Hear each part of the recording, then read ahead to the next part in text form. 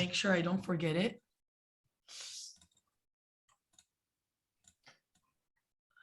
Good. Shall we give just a couple of minutes more just in case somebody else wants to join? Yeah, let's do that. Yeah, and if you're okay with that, Bibiana, you're gonna present first and later Adriana.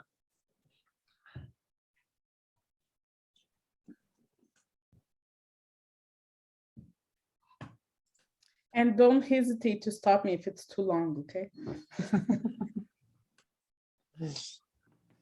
I'm sure it's gonna be fine. Yeah, it's gonna be great.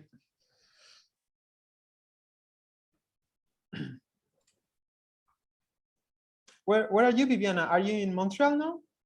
Yeah, I'm in Montreal at the moment. Okay.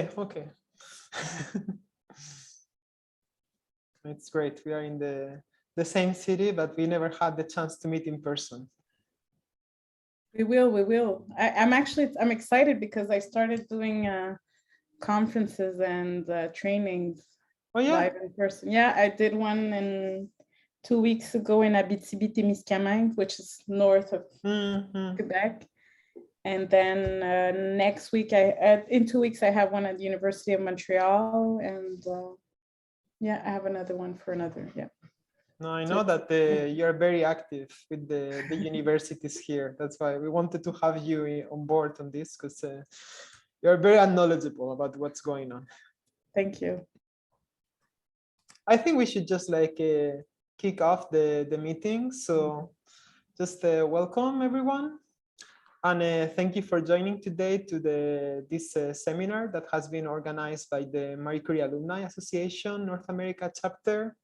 And before going ahead with the webinar, I would like to begin acknowledging that the land on which we gather, it's an unceded territory of diverse autochthon people, because we are all scattered among the North American continent. And the way that we are going to structure this seminar is going to be first our speaker, Bibiana, is going to talk about her expertise and a little bit contextualization of the inclusiveness in academia 1 year after that it's addressing this webinar. And afterwards, Adriana will do her part, and we will finish the seminar with a roundtable of questions and open discussions. So anyone attending, it's free to just activate the mic and join freely or ask or comment. There is no problem. So to talk a little bit about Bibiana, she has always believed in the importance of addressing injustices of the most marginalized people in society. With this in mind, she's the co-founder of the Réseau Interuniversitaire Québécois pour Équité, Diversité et Inclusion, which is a non-profit organization that brings together Quebec universities, as well as several stakeholders in the university community, to integrate and promote the values of equity, diversity, and inclusion within their institutions. She's also the executive director of this organization and the director of partnerships, learning and training development at the Institut Équité, Diversité, Inclusion, Intersectionalité. I hope I pronounce all of them fine. For the last year, she has contributed to the development of the master's degree in equity, diversity, and inclusion at the Université Laval. And she's also the responsible of coordinating this program. She has a very multidisciplinary background in political science, Latin American studies, management, and industrial relationships, especially with human resources. And she has contributed as researcher and manager to numerous research projects. She has a very extensive CV with a lot of experience. And right now she's also working as a consultant through her company, CIDI, in various projects related to her expertise in different sectors. In a constant desire to learn and to be involved in scientific research, she's also a PhD candidate, soon a doctor, in industrial relations, human resources, and works on knowledge development in the video game clusters in Quebec and Sweden. So I think that you would love her as much as we do, and the floor is yours. We'll put it more short. So you can share your screen and go for it. Perfect. So I'll share my screen. What I wanted to do today, because like said, I could do anything. So I prepared a small presentation related to EDI research, since obviously all of you are researchers. So that's what we've been working a lot here in Quebec, in Canada, for the last year, because, you know, we wanted to do a follow-up of what's happening from the last year. So how has evolved evolved the effort on inclusiveness in academia in Canada? So obviously barriers still exist in our research communities. You know, there's still questions of biases, microaggressions. We hear a lot because we've done consultations of hostile work environments, especially with all these, I think last year I mentioned that we have the Canadian research, the CRCs, Canadian research chairs, that asked, you know, universities to do EDI plans, and, you know, to ensure that marginalized groups, people from marginalized groups get these chairs. So it has continued to have a very hostile work environments, because people are saying, well, you know, they're not granted these research chairs because of their expertise, but because they're from underrepresented group. So this is still, I think it's sad to mention. We've worked on gender language. Obviously, maybe in Quebec, we're more working on in a French base, which is a little bit more complicated to talk about gendered language. But it's coming through, especially we've had a lot of newspaper articles related to how to use, you know, the pronouns, and in French it's a bit more complicated. We've talked about indicators of excellence. I don't know if for you guys, but we're having a whole discussions around Canada on inclusive excellence. So we're shifting from that excellence where, you know, publishing, being very performant, and we're talking about a more inclusive excellence, and we've been working with granting agencies on that. Obviously, scarcity of role models, you know, always, you know, the idea that it's not a linear career path, and obviously we still have this underestimated and undervalued service contribution. So publishing is still more important. Teaching and service to communities is still not very valued in academia. So if we're talking about, I was talking about the granting agencies integrating EDI, that there has been a shift this past years. We know that researchers still have difficulty on how to integrate EDI in their research, in their you know, applications for grants, and we've been working a lot with teams to help them out on you know, on how they could integrate EDI in their research teams, because, you know, it's broad, not only in the research, so we've been working a lot with them, because what's been happening in the past years, and, you know, I get asked a lot by different researchers, you know, there's a section in the granting, you know, papers where they have to write about EDI, and they all come up and say, well, you know, could you give me the famous paragraph, you know, that I have to incorporate in that part related to EDI? So, you know, it's, for us, it's very frustrating, because there's a lack of understanding of how important EDI is. And now some funding agencies like the Fonds de Recherche du Québec have imposed some big research centers that are, you know, financed by this granting agency to do EDI plans for their research, you know, big. And I was in one of these committees to, you know, to evaluate these action plans. And there's a lot of issues related to that. You know, there wasn't the plans, you know, we're focusing more on diversity and not other aspects of equity and inclusion. So what we've done is that we've built a research, a training on how to built EDI plans for research teams. So that's what we've been working on. Here, I'm going to go really fast. We went through some of the websites of granting agencies and how they've changed and put more emphasis on EDI and the importance of having more inclusive practices in research. And obviously, these EDI efforts, we need to promote that it contributes to a stronger research system, and often it's driven by members of groups that have hold on, I can't see, there's the image. So the efforts, obviously, it's to help out people that are in marginalized groups, because there's not an important representation of these groups in academia. And also what we've talked about in the last years is questions of inclusive leadership, because we see leadership as the leader, more like a traditional leadership where it's a professor, or it's somebody that has a higher position that has these responsibility about leadership. But here, when we're talking about inclusive leadership, we're talking that it's everyone's responsibility to be an inclusive leader, and to work on different competencies related to inclusive researchers. So that's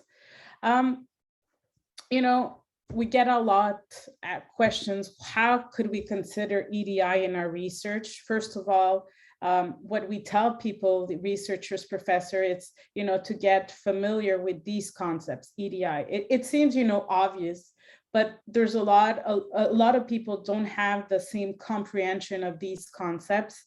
To understand also that EDI research is not only in, social science, it's also related to other engineering, AI, accounting.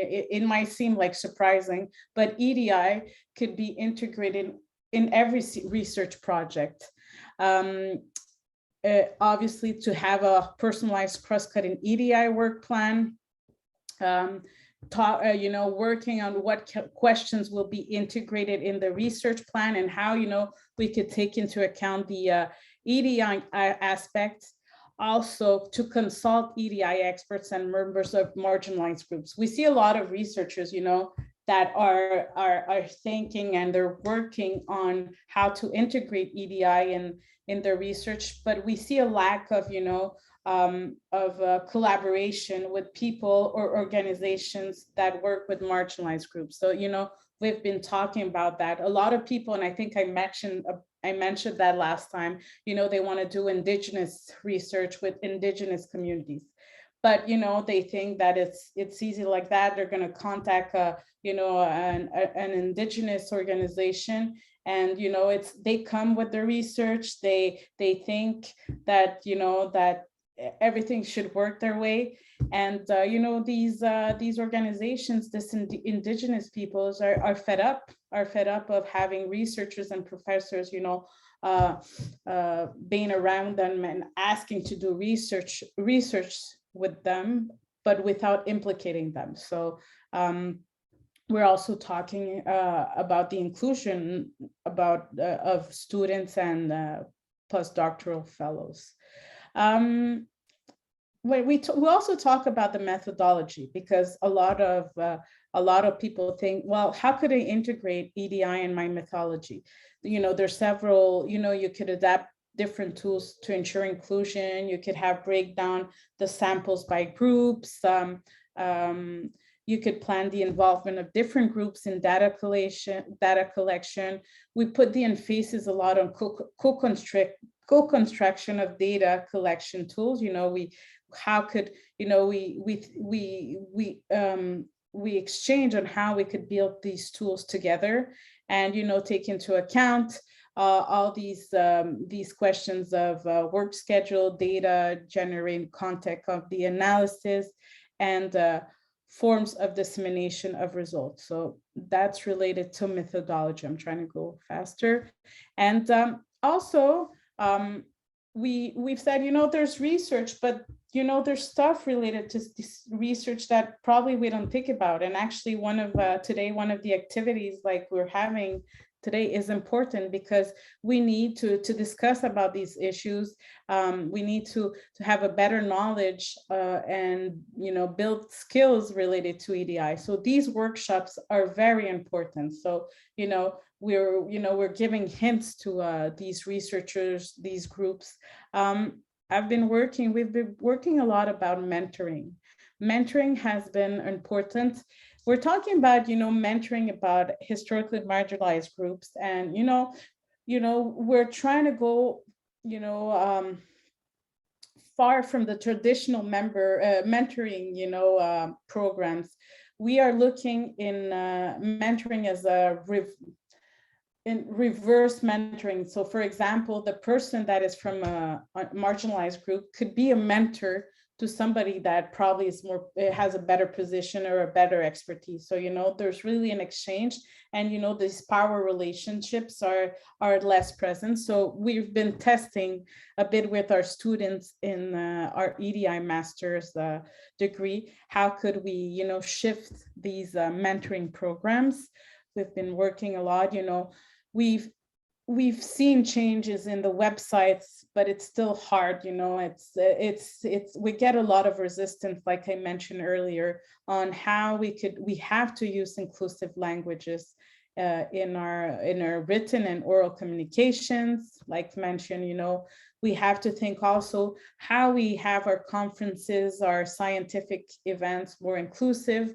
Obviously, we're shifting more to to having more physical conferences. So, it's something that we need to take into account. For example, if we need interpretation, if we need, access for people that are, I don't like to say that, but in wheelchairs, or that, they have difficulty, walking or stuff like that. So we are actually building a tool related to that, because it's important. We've talked also about the land acknowledgement that you did at the beginning.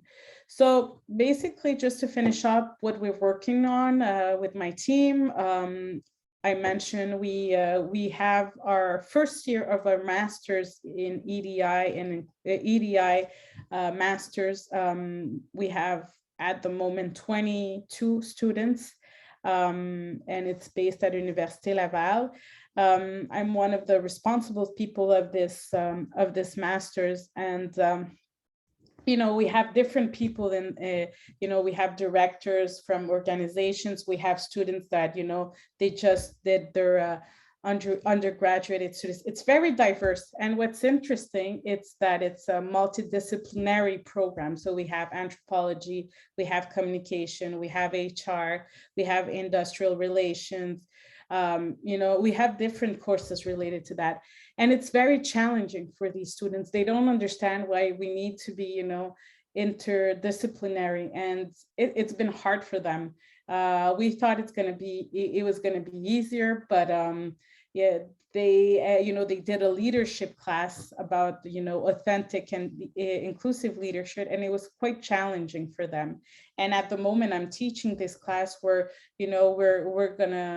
they have to choose an organization that works with marginalized people, and they have to do a few hours in these organizations, and it's quite challenging because they don't understand why they have to go through all this process. So I just wanted to share that with you, because it's been challenging for us, this EDI masters.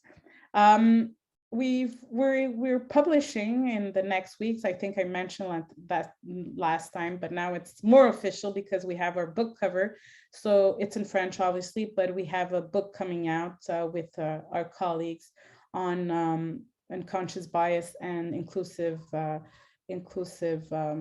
comportement, behaviors, yeah, in organizations. And here if you have the time to look at what we've done in our website, we did a major tool related to land acknowledgement in the Quebec University context. You know, the tool, it may seem very simple, but it took about 1.5 years to do this tool because we were consulting different Indigenous peoples. You know, we had, you know, lands are from, you know, various groups. We were talking about identities, and so we had quite a few experts, Indigenous experts that were, you know, were helping out on this, but it wasn't that simple. So I invite you to go see this tool because it's really interesting, and it's with different people that are a part of the RIQEDI ecosystem. We did other tools related to people with disabilities, you know, how we could accommodate faculty members with disabilities. We've worked with one of our colleagues from McGill. You know, she's the one that helped us out with the whole context. And obviously, we also like to work with community organizations to help us out. And you know, they have the expertise. So in this tool, we work with the HOSDEV that has an expertise on people with disabilities and how to integrate them in workplaces. And like I've mentioned, you know, we're working on the famous mentorship program in EDI, you know, building that community of practice. More colleges, CJEPs are gravitating in this community of practice. We have a lot of interest with private and public organizations, and we're actually also expanding to our colleagues in Europe, especially with France and Luxembourg. And we had the marvelous news 2 weeks ago that we have an important grant on with the Social Science and Humanities Research Council. And we're doing a big project related to bias and different actors of the Quebec City region. So that's pretty much it that I wanted to, you know, keep you updated this time. Thank you. Thank you so much, Bibiana. And that's so cool to hear also from the Canadian side, because yeah, we're from here. We don't see what is taking place in Canada. And you write also, me being French too, I wonder, like, when the switch going back to French, the difficulty with a more gendered language is going to be. So it's really interesting to hear you talk about that. Okay, before we circle back to asking you questions, Bibiana, I'm super excited to introduce Adriana Romero Olivares. Adriana is a colleague, environmental microbiologist, a friend, and an active thinker and doer on how to make our science community more inclusive. She's an assistant professor in the Department of Biology at New Mexico State University. In her lab, they investigate how soil microbes, in particular fungi, respond and adapt to climate change to assess their impacts on ecosystems. And she works at the intersection of ecosystem ecology, which is the study of interaction of species, and evolution, which is how species trait features of behavior evolve over time, especially in the context of climate change. She's passionate about feminism, intersectionality, social justice, and equity in general, in particular in STEM. She's very active to make our science community more inclusive through talks, for example, that she's given at national conferences of ecology, for example, like one titled Supporting Researchers, Not Just the Science. Also in the contribution to articles, like one called Decolonizing Ecology for Socially Just Science, and her commitment to organization like SACNAS, which is the Society for the Advancement of Chicanos, Hispanics, and Native Americans in Science. I will pass the mic to you, Adriana. Thank you for joining us today. Hi, thank you so much for inviting me. So I don't have a presentation, but I have a list of things that I wanted to go through really quickly on 1 year later, what's my opinion on how things have evolved in terms of, or in the effort of inclusiveness in academia in the US. Of course, this is my view and what I'm able to see and to hear, but there may be many other things going on that I'm unaware of. But in terms of, and I'm going to go by category. So the first thing that I thought about was support groups, more specifically affinity groups. There was a paper that came out a few months ago where they showed the importance of affinity groups for people from marginalized backgrounds. So what are affinity groups? For example, I'm part of an affinity group that's called Women of Color in Ecology and Evolutionary Biology. So that's what it means. This affinity groups are basically groups where you find people that you can relate to in different ways. In the case of this group, I can relate to them because not only because of my identity, but also because of the science that I do.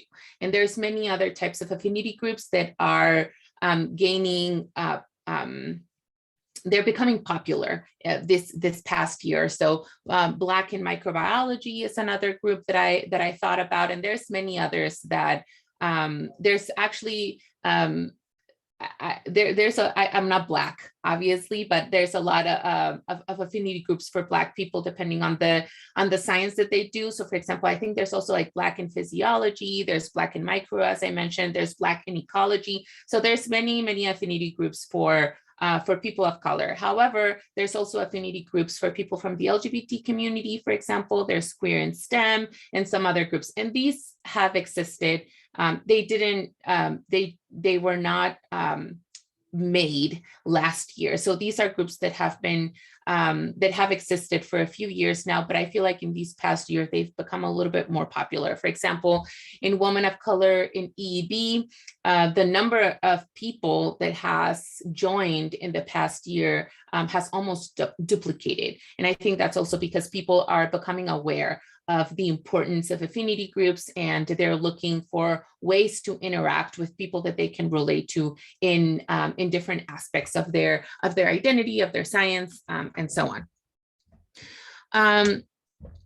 In terms of societies, my home society is the Ecological Society of America. That's the society that I interact with the most. And I'm also active at the Mycological Society of America and SACNAS, as Elsa mentioned in the presentation. And SACNAS, for example, that's a society that its foundation is about supporting people from historically marginalized backgrounds. But ESA, for example, and MSA, they're not so much. You know, one of them is for ecology, the other one is for mycology, and that's it. But this past year, both societies came up with awards to support people from underrepresented and or marginalized communities. So for example, the ESA has a new award that's called Excellence in Ecology, and it's looking to support people. I believe it's only tenure track faculty, but it may be early career researchers. I'm not entirely sure. But this award scholarship, it's looking to support, I think it's early career researchers. It's looking to support early career researchers and help them advance in their career. I was very lucky to be one of the awardees this past year, and they provide with certain types of support that you don't typically get in an award. For example, one of the things that they're providing is the opportunity to publish in one of their journals without having to pay the fee. You know, that is a barrier for a lot of people in publishing. I'm not in a rich institution. My institution is like a quote unquote a poor one, or a limited resources institution. And I'm also a new tenure track faculty. So I'm really careful with where I wanna put my money into. So the fact that I get to publish a scientific paper, which is the currency for tenure track faculty, traditionally things may be shifting, but at the moment when my promotion and tenure committee look at my CV, they only look at my publications, and the other things, you know, they matter, but they don't matter that much. So publication is really important just yet. and having the ability to publish without having to pay, like $2,000 for an open access paper is really, really valuable. They're also providing support to attend conferences free of charge. They also provide some money for childcare if you need it. So there's a lot of things that they're providing. And the award itself is very different from the traditional awards that have been given in the past. And then the Mycological Society of America has the Diversity Award, which basically, this is more of a more traditional type of award where money is given. And the diversity means many different things. It's not, it could be just someone that comes from a historically marginalized community or from an underrepresented background. And then also the Mycological Society of America has a new award that it's called the MSA Interchange Ambassador Award. And this award specifically looks to support folks who themselves are looking to increase the diversity of the society. And that can be done in many different ways. It can be done by organizing workshops. It can be by doing any sort of things that in the future may increase the diversity of the society. That's a very unusual type of award, in my opinion, too. And this, it just happened last year. I'm not really sure what's going on in other societies around the US. I would think and I would hope that many societies are doing, coming up with like similar initiatives.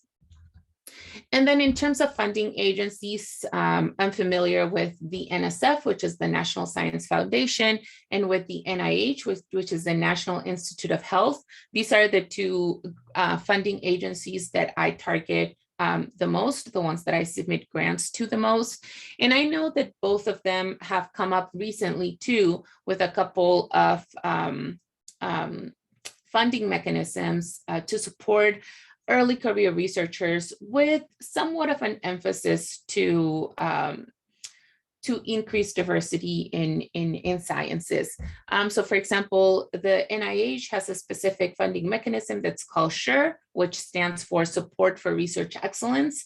And this type of grant is only given to specific institutions, specifically minority serving institutions. So for example, my institution, New Mexico State University, is a Hispanic serving institution.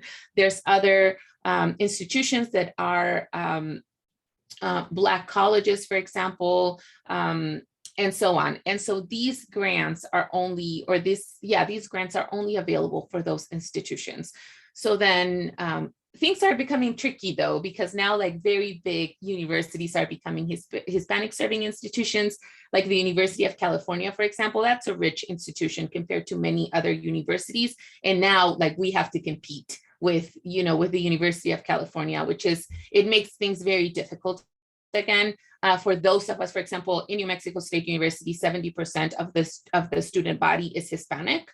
I did my PhD in the University of California, and in the sciences, I don't recall seeing that many Hispanic students, but they're now a Hispanic serving institution. So now they can submit grants to that funding agency. So it's kind of tricky. And I feel like there's a lot of like holes and like gap holes that need to be filled in to really make things, or to really, I guess like to really support the people that need to be supported. But, we're getting there. Like those types of grants didn't exist before. So, those are new funding mechanisms that are available now, which is great. I also thought about the classroom and what I've seen in the classroom in terms of increasing inclusiveness a little bit. So at least in my university, there's a lot of push to making for example, highlight diverse scientists in your classes. So for example, when I'm teaching, and I know a lot of people are doing this as well. So when I'm teaching, I try to highlight just scientists scientists, researchers from diverse backgrounds, especially when I'm, with like, the history of science is sometimes very difficult to find diverse scientists, but like nowadays you can find people of of all different ethnicities, races, backgrounds, and so on, doing all sorts of science, all sorts of different types of science. So I try to highlight that. And I know that many other professors in my university are doing that as well. There's also an emphasis to come up with exercises where social injustices are emphasized.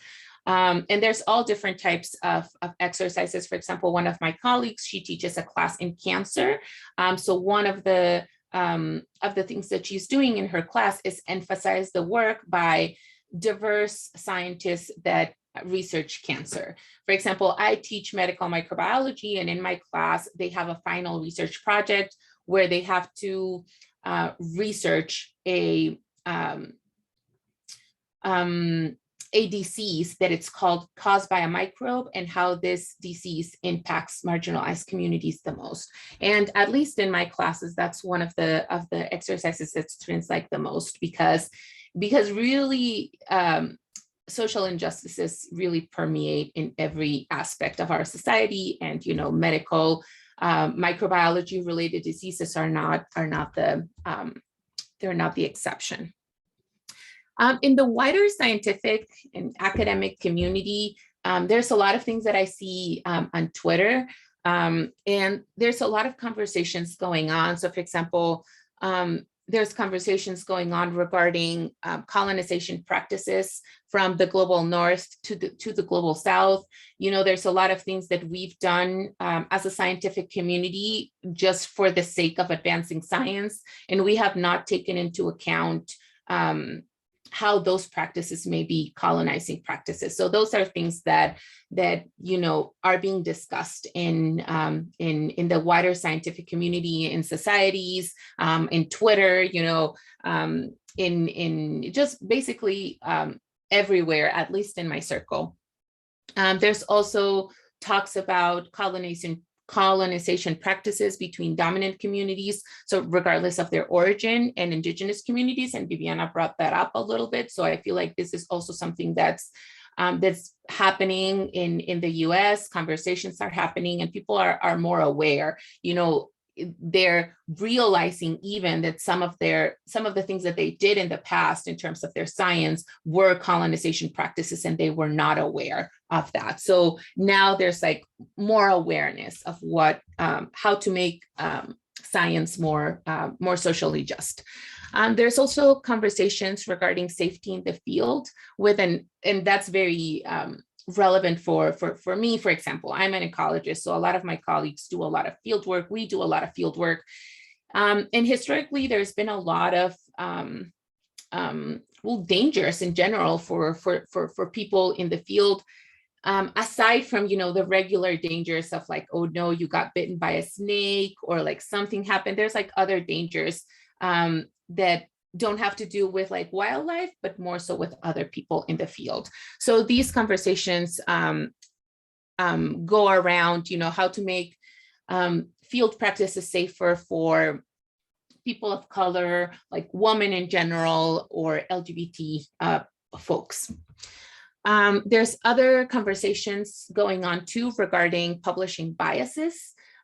This conversation has to do mostly with biases associated to people from not only biases associated to communities from the global north, like most of the science that we consider global, it's really science that's coming mostly out of the global north. So that's a conversation that's going on, but also there's another side of the conversation that has to do with publishing biases associated to people, to multi-language speakers. So basically people who do not speak English as their mother tongue.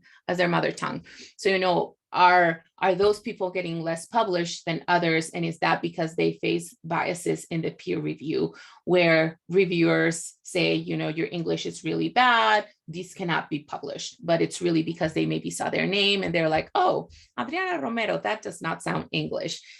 She probably doesn't know how to speak English. So those types of biases are also things that are being discussed right now.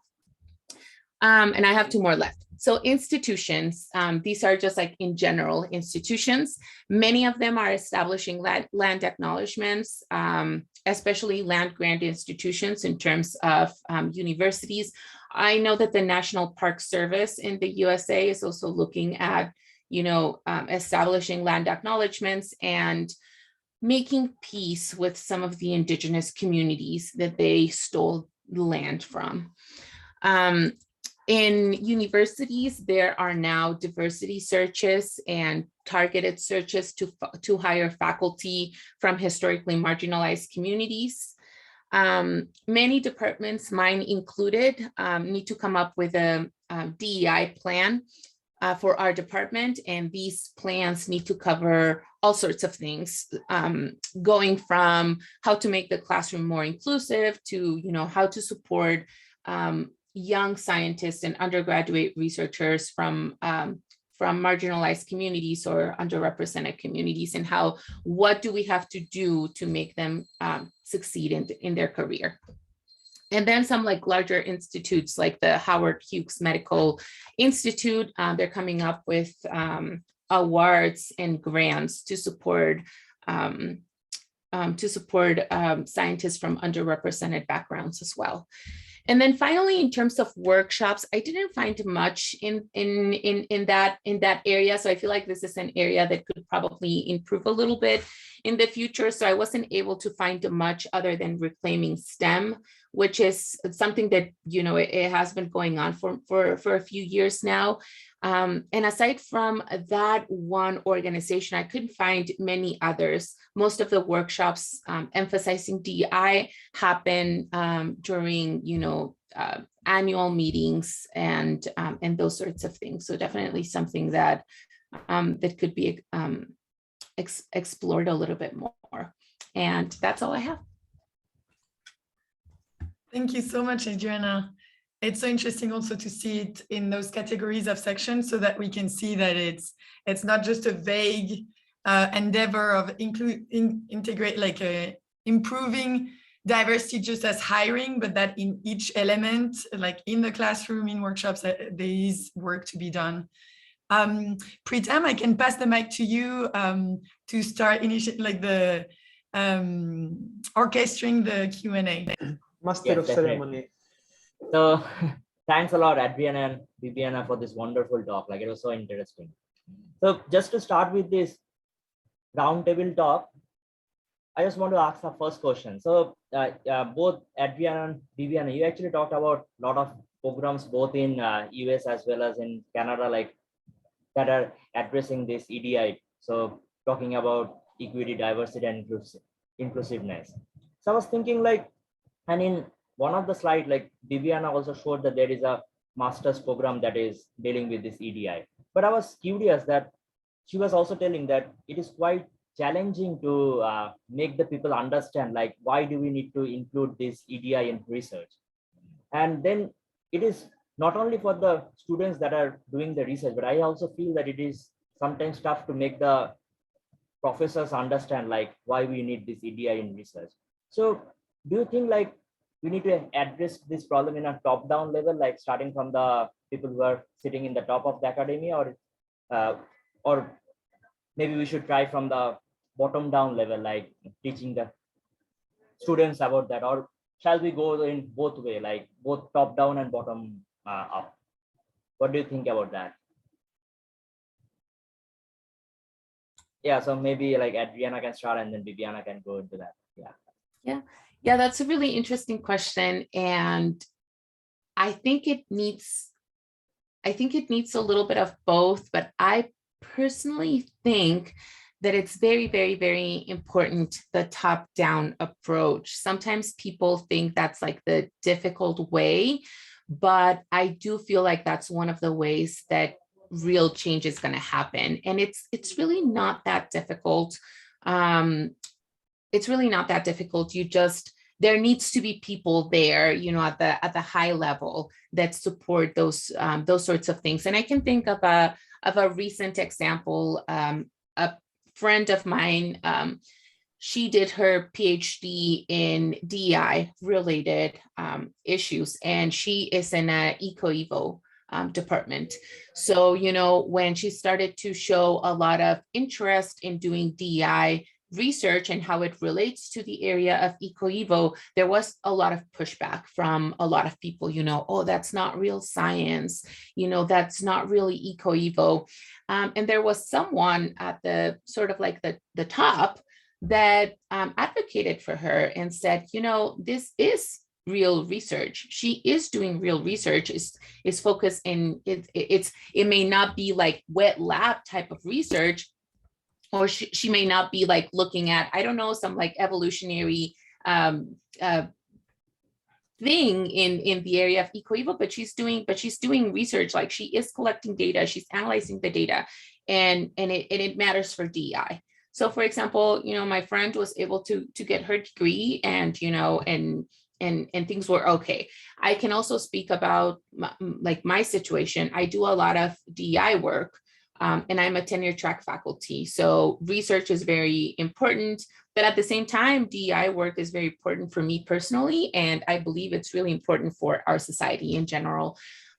In my promotion and tenure committee, there are people, they're full faculty, and I know they care about the things that I'm doing. So, I mean, I'm not sure if I'm going to get tenure yet, but I know that my annual evaluations have been good because I've approached those people and spoken to them and told them how important the work that I'm doing is, not only for myself as a person, but for the scientific community.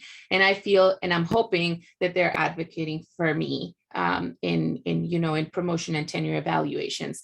So I would say, and I'm very hopeful that the top-down approach may be like the faster way of implementing DEI in science. But of course, I know that not all scientific communities are friendly, like my department. And of course, not everyone's friendly. There's a few people that just like, oh no, this paper doesn't count because it's not, it's not like hard sciences, so it should not count towards promotion and tenure. But then there's this other people that they're like, no, it will count. And I'm not really sure what happens inside the closed doors. But again, I know that my annual evaluations are positive. So I think that there may be some change going on in behind those closed doors. So I actually have a follow-up question just here. So I think that, so apart from the strong push from the university, like, don't you think that there should be a strong push from the funding agency and also from the government? Because if it comes from the funding agency and the government, and if they allocate some budget for this, then it might like have a strong push for this.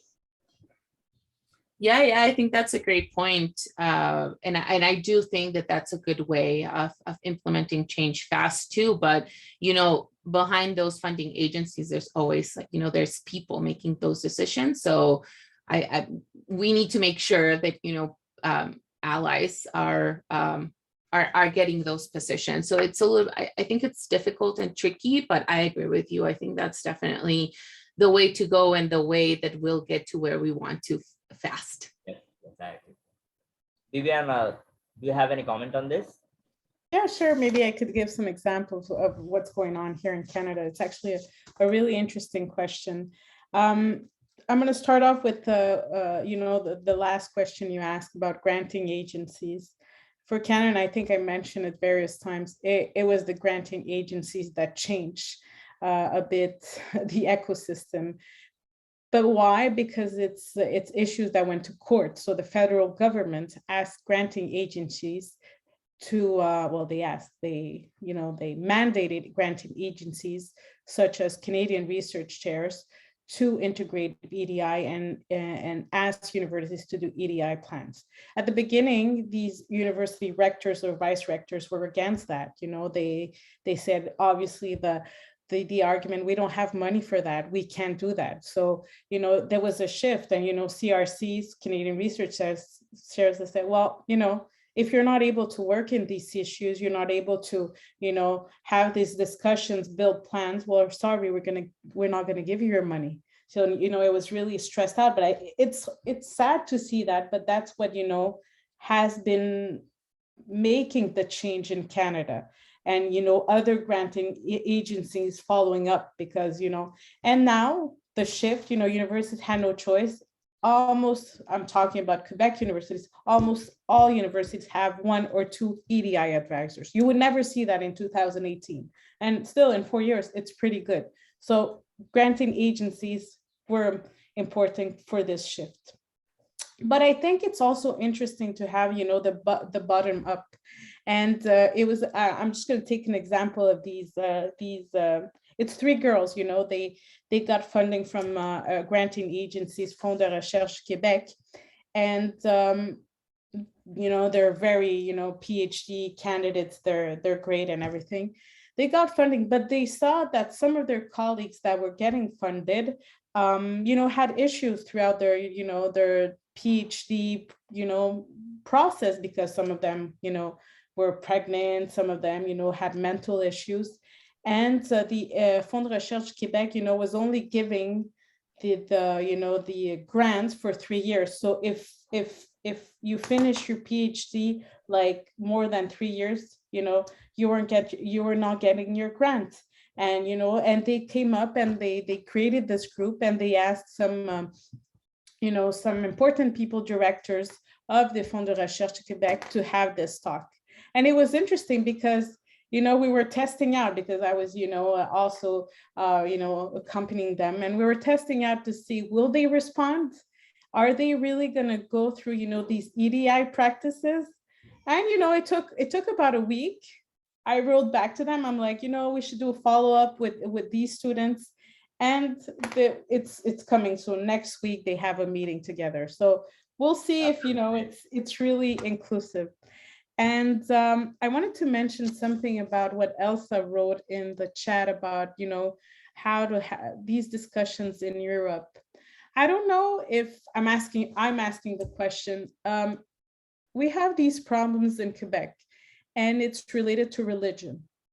When we integrate religion, it's a bit hard to discuss about that. So I don't know in France, in France I'm talking about, is it related to religion? Because sometimes that's the issue. We could talk about diversity, but when we go farther and talk about religion, talk about obviously, you know, visible, you know, religion, you know, use like the hijab or stuff like that. That's where it's tricky. We are not willing to have that conversation because it separates a lot of people here in Quebec. So, and we, you know, we did this article with some colleagues in France, and it was interesting. We came in a way to the same fact that when it comes to religion, we don't touch that because it's too tricky. Just, I'm asking the question. I don't know if it's. Yeah, I think actually there are a lot of factors in this. So I think we need to deal with this in the right way. Yeah, so maybe now I can actually give the floor to everyone else. Like if they have some questions, they can just chip in. So yeah, just feel free to ask. Elsa, yeah, so you want? Yeah, I knew that. Yeah, to answer, I mean, I don't have a ton of very interesting information to give you back, Bibiana, but I have this worry after these 7 years in the US, going back to France, where I see like the craziness about the veil. So it's really both religion and culture focus. Is Arab and Islam, which like for some people tend to be mixed, but both are like really targeted in France. And there is this idea that in university, we don't even talk about it, of whether the fact that we have very few Arab professors or Muslim professors, and without, the hijab is forbidden in universities. So obviously, I remember I'm half Lebanese. My aunt, when she wanted to give a talk in France, she ended up canceling because they asked her that she could do it if she would remove her hijab. And she was like, dude, I've been wearing my whole life. I'm not going to remove it for a floor of like 50 scientists. So yeah, there's definitely, and we don't really, we always hear back that thing that like, there might be a bit of discrimination, but it's just not as much as in the US, it's not as much a big thing, and therefore it doesn't need to be taken as seriously or to be really worked on with programs or etc.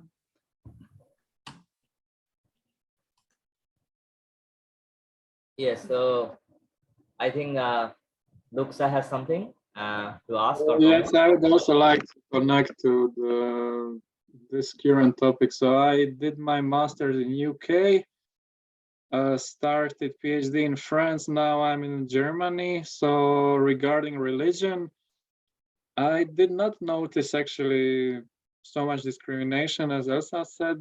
Especially in UK, I saw a lot of people with hijab in the lab, so I'm in the biology field. And also in France, I was in Marseille.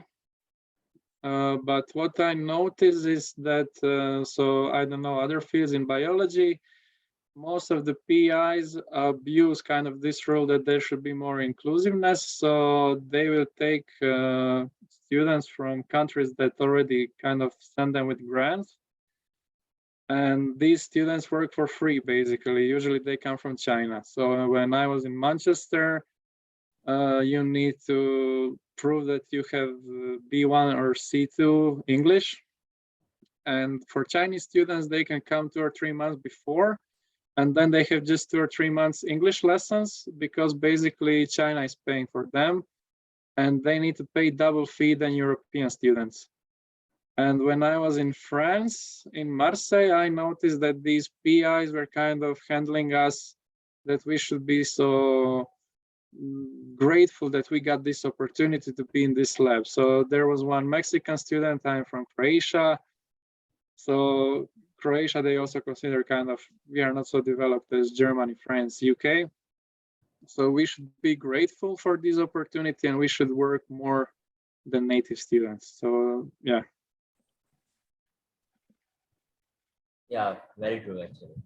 Yeah, so Sergio, you have a comment or question? Yeah, I mean, I really like this this discussion, because I think it's really crucial right now, because this situation, like in research and university in general, I think it's more and more common. And I think it was Bibiana before saying that they even ask the EDI department, what can I write in the EDI section? You know, can you send me a paragraph, you know, that I can get the grant? So this is something I find a bit outrageous, in a way that people should be honest, first of all, but also willing to learn, because if you don't know what to put, you can ask, like do one course, like, and so. But the point I wanted to make here, actually, it's something like very up to date, because very recently in Quebec has been passed the Bill 96, which is basically a modification of the law by which we are going to be enforced to deal administratively in French, no matter your procedence, no matter your reason, even if you're an immigrant after 6 months of your arrival. So in a province like Quebec that it's fighting so much for inclusion and that had so many issues with First Nation, now using this strategy to enforce French language over all the rest of languages, including First Nation and autochthone languages, it's a little bit like a strange game going on here. So I think that Bibiana maybe has a bit more insight than me into this, because she's involved maybe closer to governmental things. But when I was reading the news and I saw that it passed, like, honestly, I feel like we are going backwards in society when these type of things are going on, especially in a culture that should be global and more global every day. So I don't know if you have something to comment. Bibiana. Yeah, of course. This is also a very sensible debate here in Quebec. And the Bill 96, I don't know if you've read about it. There's another bill, the initial bill 101, La Loi 101. And this is actually interesting because I'm part of La Loi 101. I immigrated to Canada when I was about the age of 7. I was the age of 7. I immigrated from Colombia to Canada. And I wasn't allowed to go to, my parents wanted me to go to English schools, you know, obviously, because, you know, it's in a more international language. They also wanted me to learn French, but I wasn't allowed as an immigrant to study in English. So I was obliged to learn French. And, you know, behind that, it makes sense, you know, you want to preserve French in the province, obviously, but obviously, in a way, I think my vision is that you have the right to choose where you want to go in school. And now they're reinforcing that. But the Bill 96, it's reinforcing that. But I think you mentioned a good point, and I was actually thinking about this weekend. You know, we're talking about Indigenous, you know, and we're talking about the importance of, you know, accepting and, you know, letting Indigenous people, you know, relearn their language, because most of them, because of assimilation, you know, they don't speak their language. And I know I have a few colleagues that are from Indigenous communities, and they're actually learning how to speak their native, you know, language. So, you know, you're having you're saying two different stuff, but you're actually, so we're putting the emphasis on French and the importance of Indigenous languages, but, you know, it's not working. Doesn't match. So you're bringing it up an interesting point. I don't know what's going to happen with this. It's yeah, not so going. yeah, sorry. Yeah. No, sorry, because maybe like the rest of you that are not in Quebec don't know, but right now, after 6 months, you arrive to Quebec, no matter what's your status, you cannot receive basically communications or to interact with any governmental office other than in French. So it's your obligation to learn French within the first 6 months, because after that, you are not going to be able to like communicate in English. So that's why I brought it up, because it's something quite drastic. Yeah. Yep. It's going to be something, yeah. Especially in academia. Yes. So Adriana, like, it seems like you have a comment on this. So you raised your hand for a long time. Yeah. Yeah. Wow. I didn't know that. That's really terrible. I think, well, in the US, there's a lot of like, don't, you know, go back to your country and like you only speak English. That's when you encounter like racist people that will say those sorts of things. But I think at the sort of like at the structural level, it's kind of like the opposite, because you can go to almost any office, a hospital or whatever, and they have to facilitate a person that will speak in the language that you request. I've never used that service, of course, because I speak English well and I haven't needed to use that. But at least, you know, at the entrance of the buildings and hospitals and so on, they do have like this big announcement, and it says like, if you need si necesita, whatever, like in all different types of languages is written. And it basically says like, if you need to speak in this other language, please let us know so that we can find you someone that you can speak with. So to me, that's like the diverse and equitable way of addressing those issues. Yes, it's important to speak the language of the country that you live in, because it just makes it easier for you. But I do feel like those initiatives like really push assimilation. I also wanted to say, sort of like going back to the conversation where, you know, funding agencies are asking for this and are asking for that, to sort of like to increase equity and diversity in the sciences. But I think that the next step needs to be like proof of what you're proposing that you're going to do, because, you know, it's really easy to write down that you're going to be doing this and you're going to be doing that. And a lot of people are getting, you know, grant money because of what they propose to do. And who knows if they're doing what they're proposed to do or not.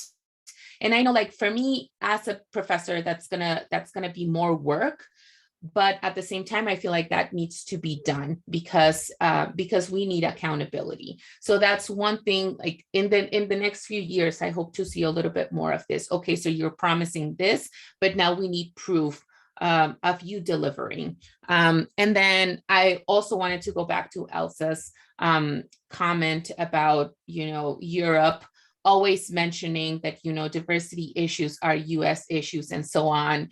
And I just think that's kind of like a lot of Europe wanting to be blind to the issues that they have.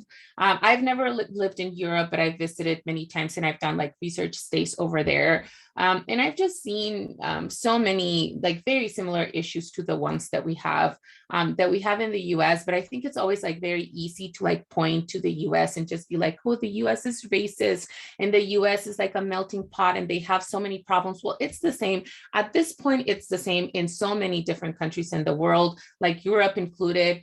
like South America included, because migration is happening all the time with global change. Migration is going to increase, and it's just going to be like more diverse in the future, every single country. And I feel that also the US has been open-ish a little bit about their racist history, and I feel like many countries have not.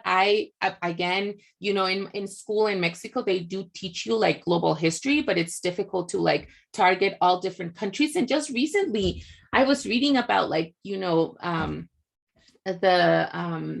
like Belgium and their history, and like they're always like, they don't address those things, and they have like a horrible racist history, like really brutal, and you don't really hear about that ever. They're just like, oh, the US, not us. But it's really everywhere. It's really everywhere. But it's difficult to have those conversations, and it's always easier to point to the other country, the one far away. Yes, I agree with this like 100%. Like this is a problem that is like everywhere, but maybe we are not addressing it globally. So yeah, so Elsa, do you have a comment on this?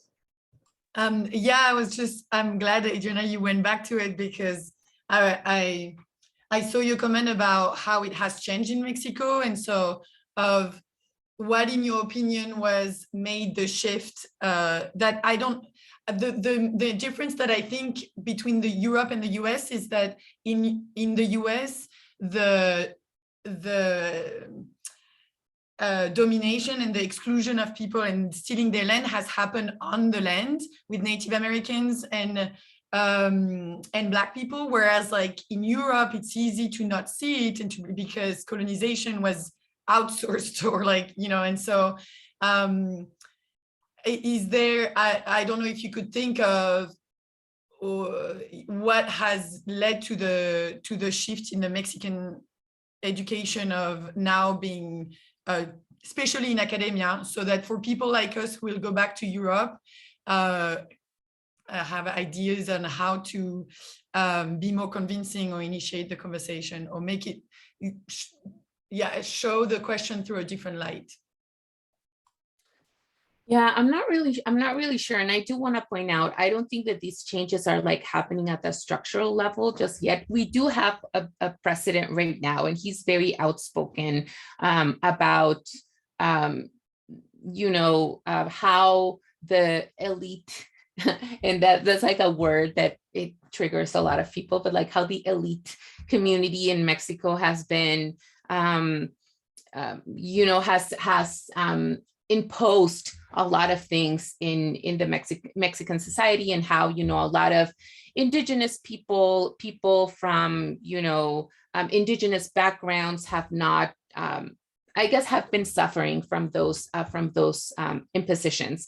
I don't think any structural changes are happening at the moment. I'm hopeful that they are. At least like some very nuanced conversations are happening now. And I think those conversations have to do mostly because of social media, just like people being outspoken about how they're treated when your skin color is brown versus how you're treated when you're white, even though we're all Mexicans, and, we're taught that everyone in Mexico is a mixture of indigenous people and Europeans, but like physically we don't look exactly the same, because there's like this spectrum of shades, and you're treated differently based on how you're seen. And I feel like those conversations are starting to happen now, where people are like, oh, you're treated like this because you look like this, you're treated like that because you look like that.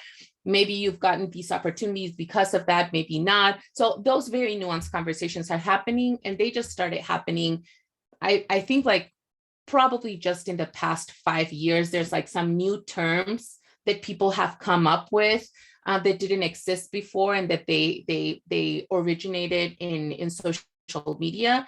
And this exchange is happening. It's very uncomfortable.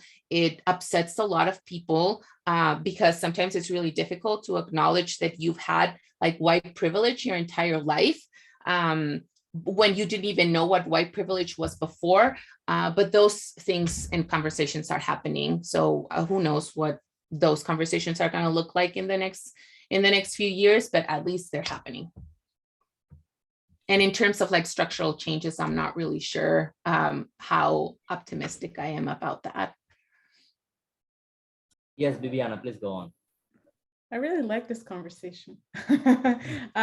It's actually interesting what is mentioned right now, because one of the things, you know, when I'm doing trainings at the moment, when we speak about diversity, you know, we speak about color of skin, you know, we speak of oriental sexual orientation and so on. But one of the things here in Canada, I don't know if for our colleagues that have been in Canada, we have an issue talking about social classes. You know, we don't talk about money. We don't talk about social class elites. You know, it's hard for us to talk about, but it exists. You know, there's situations of marginalization. You know, there's first generation students, but we're not able to talk about this stuff. And it actually made me think about what you were talking in Mexico. I was actually in Mexico a month ago, and it's, you know, the discussions, it's really interesting at the moment because, you know, they had like a voting, you know, they had to vote if they were, how would I explain, you know, people had to vote if they accepted what the president was doing at the moment, you know, to support. So I found it very funny. But actually, I don't know if you saw in the media yesterday in Colombia, we had elections. And it's similar to what's going on in Mexico. And one of the parties with Petro, you know, he proposed a Black vice president, a woman that was a housekeeper, and she's Black. And, you know, it's starting these conversations. It's a bit like Mexico. It's been changing since the last years. And in Colombia, we have Black people, we have indigenous people. It's very diverse, but we're not able to have these discussions in our societies. So just to finish up, we do acknowledge classes in Latin American countries, but when we talk about it in the North, it's very taboo. We don't talk about this, and it's actually something to think about.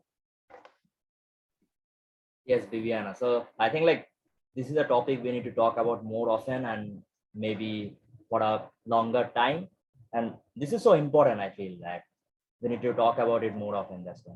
So I would actually love to go on for hours talking about this because the conversations were so amazing. But unfortunately, we have run out of time. So I think like we need to end it now, but maybe we should like have a longer time for next time. But I want to thank like both Adriana and Bibiana, like thanks a lot for this insightful talks and being here today. So thanks a lot. So yeah. Thank you, you guys. It's always, it's like great pleasure to share with Adriana and all of you guys. Yeah, likewise. Maybe we should do like half a day next time. Yeah, no, but I was actually thinking about, well, if we have, but we could organize something, you know, in person. Would be actually nice. Yeah, or you know, an event or something like that. It'd be great. It'd be great to discuss about that. I'd be happy to, and you know, to have people here from other research centers that are working in STEM. So it could be interesting if you guys. We are actually gonna propose it for maybe next year. Because we have to organize all the activities for the year. This could be one like workshop instead of like seminar, to do more like a workshop oriented activity. Yeah. And I just wanted to say to Luxa, you mentioned you were Croatian. I was a few years in Croatia with the Marie Curie team. So it was really interesting. I gave a presentation at the Split University. So I come from Split actually. Oh, cool. Okay.